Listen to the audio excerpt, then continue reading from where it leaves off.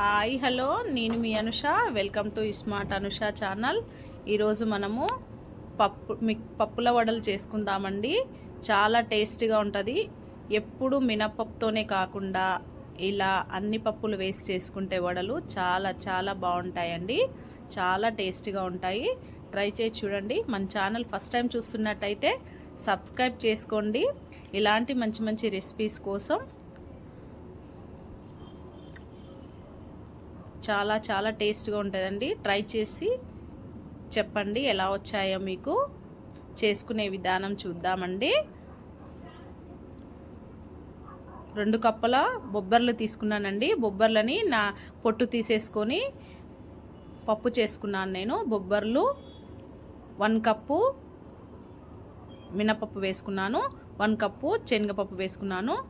ఒక 4 గంటలు నానబెట్టుకున్నానండి. 4 గంటలు నానబెట్టుకున్న తర్వాత మెత్తగా మిక్సీ పట్టుకున్న తర్వాత సన్నగా తరుక్కొని ఆనియన్స్ వేసుకోండి. సన్నగా తరుక్కొని పచ్చిమిర్చి వేసుకోండి. సన్నగా తరుక్కొని కరివేపాకు వేసుకోండి. తర్వాత తగినంత ఉప్పు వేసుకొని మొత్తము కలిసేలాగా కలుపుకోండి. బొబ్బరిపప్పు, శనగపప్పు, మినపప్పు 3 పప్పులతోని వడలు చేసుకుంటున్నానండి నేను. చాలా చాలా టేస్టీ ఉంటాయండి.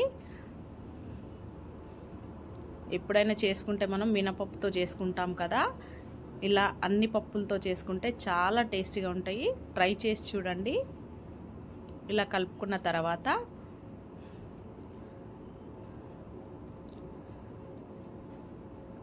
స్టవ్ మీద ఆయిల్ పెట్టుకొని ఆయిల్ వేడెక్కాక వడల్లాగా వేసుకోవడమే. ఇలా అన్నీ ఒకటిగా వేసుకొని డీప్ ఫ్రై చేసుకోవడమే.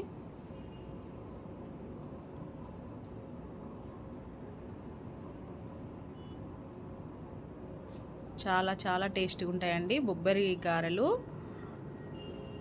ఇలా బొబ్బరి పప్పు కొంచెం ఎక్కువ క్వాంటిటీలో వేసుకొని తక్కువ క్వాంటిటీలో మినపప్పు, శనగపప్పు వేసుకోండి. చాలా టేస్టీగా ఉంటాయి. ఇలా ఒక 1 సైడ్ కాలాక ఇంకొక సైడ్ తిప్పుకుంటూ ఫ్రై చేసుకోండి.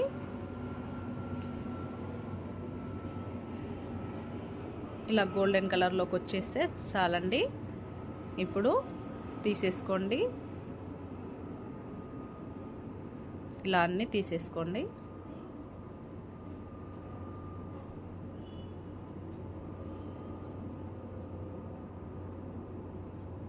ఇలా తీసుకున్న తర్వాత ఇంకొక వాయి వేసుకోండి. ఇంకొక వాయి వేసుకొని మళ్ళీ ఫ్రై చేసుకొని తిప్పుకుంటూ ఫ్రై చేసుకొని తీసేసుకోండి.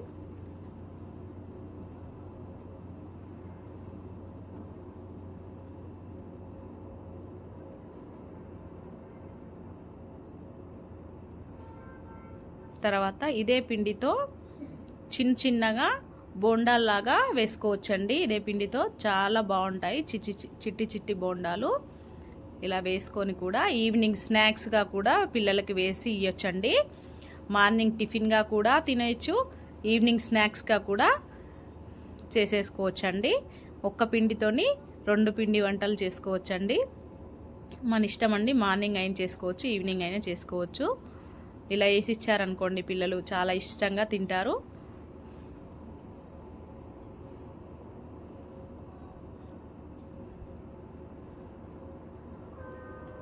ఇలా చేసుకుంటే చాలా టేస్టీగా ఉంటాయి.